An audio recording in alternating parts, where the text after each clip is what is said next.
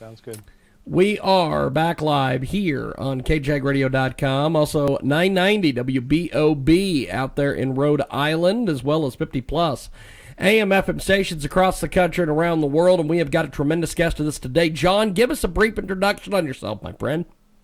Sure. How you doing today? Thanks for having me on.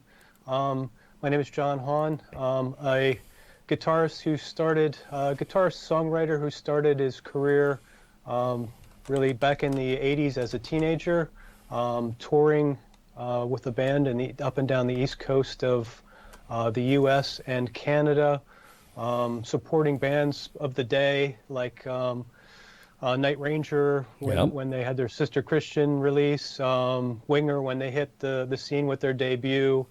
Then basically in the 90s, I decided to shift my focus more towards writing, where I was signed to a recording deal with Leviathan Records, David Chastain's instrumental guitar label. And then subsequently, I've released several instrumental CDs, released worldwide, and a vocal CD, which was released in Japan, and then and as well as some hired gun work, studio work. So, over the years, what have you seen as far as the way that the music industry has changed? Because it for whatever reason, it is one industry that has changed a heck of a lot over the last several years. Sure. There's several facets to that. I mean, one in areas that I'm around, anyhow, the experiences I'm seeing is the club scene has changed dramatically. Like back in the 80s, it was crazy. The club scene was just wild with enthusiasm. There was so many people out in clubs enjoying themselves and music. It seems like the club scene has died down. Yep. As far as the internet, I think had a lot to do with some of this.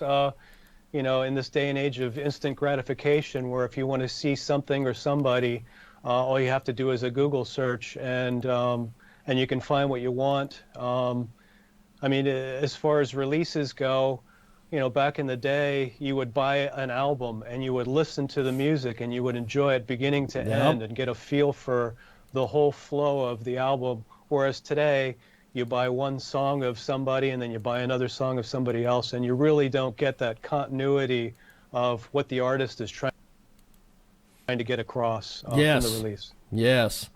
John Hahn with us today. He joins us live here on our big program. And so what got you interested in doing music to begin with?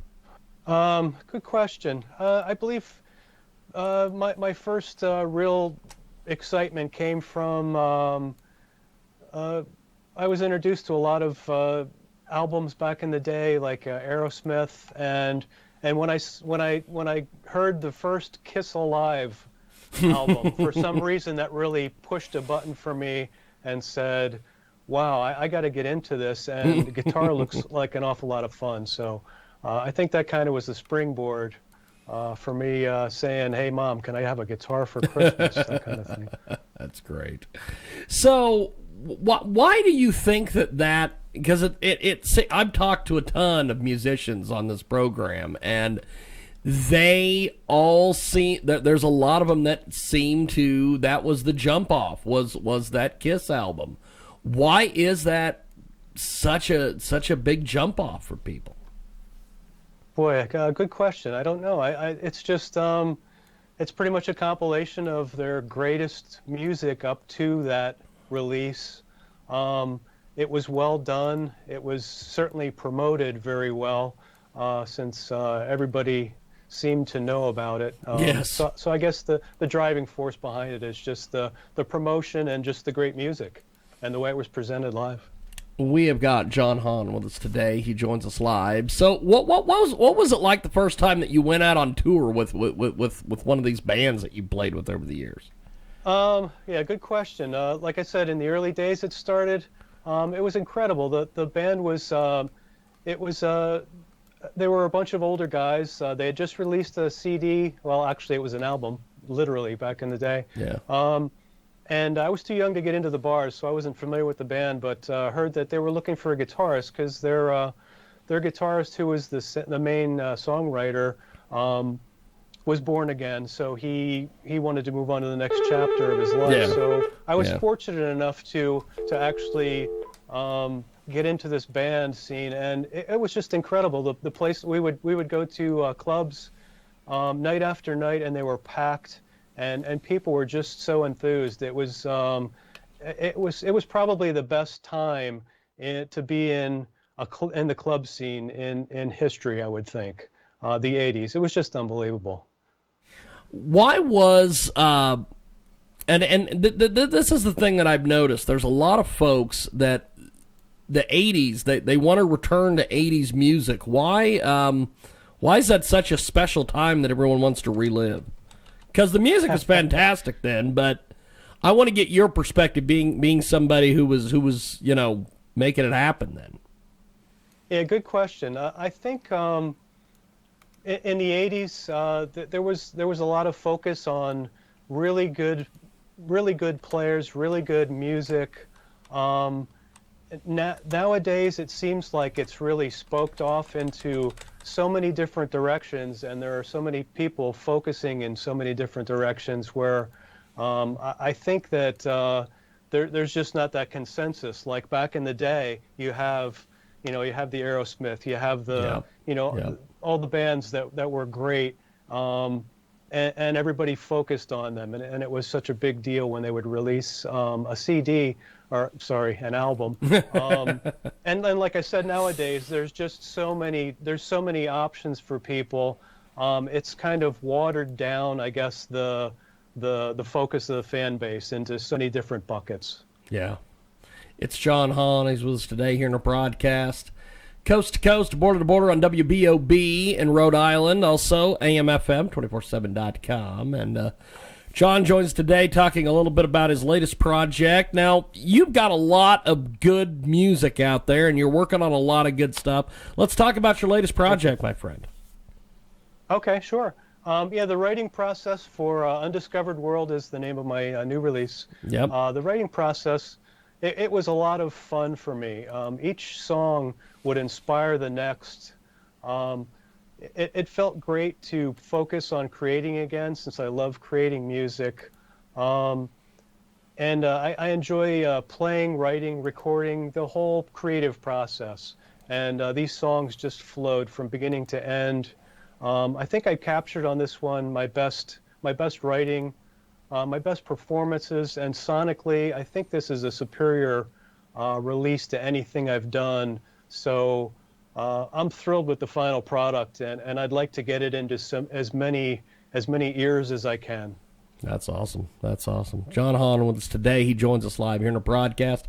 So how do you think social media has impacted the way people view music and are involved in music these days? Well, like I was saying, I mean, it's, this instant gratification, folks, they can just go out and find what they want, as simple as a search, and listen to whatever they want as simple as a search. So basically, if you're not playing something that somebody wants to hear in 20 seconds, you're gone, right? They just move on to the next. They just move on to the next thing. So it's tough. It's a very tough environment. Although, the other edge of this this double-edged sword is that now more folks can get their music out to people.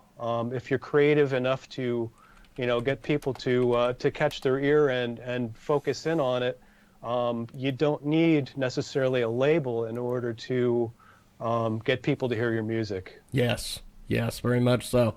I've noticed a lot of independent musicians and a lot of musicians that were signed to labels are doing doing their own thing and making a lot of money from it and having a good ideas and creative freedom and all these things.